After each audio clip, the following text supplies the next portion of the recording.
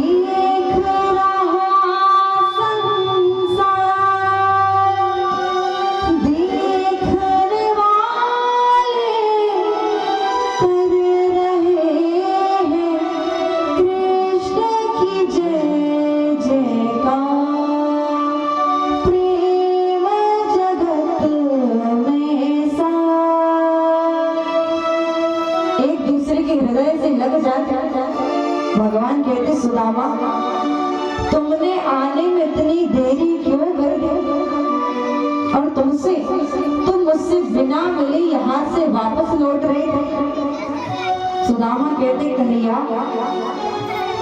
मैं तो कब से तुम्हारे द्वार पर प्रतीक्षा कर रहा था, मैं तो कब से तुम्हारे द्वार पर प्रतीक्षा कर रहा था, पर तुम्ही ने आने में जरा देरी कर दी।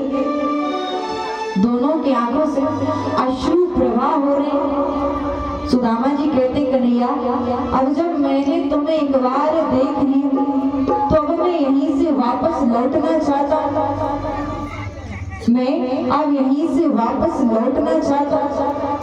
भगवान कहते, सुदामा क्या तुम मेरे महल में नहीं चलोगे, क्या तुम मेरे महल में नहीं चलोगे।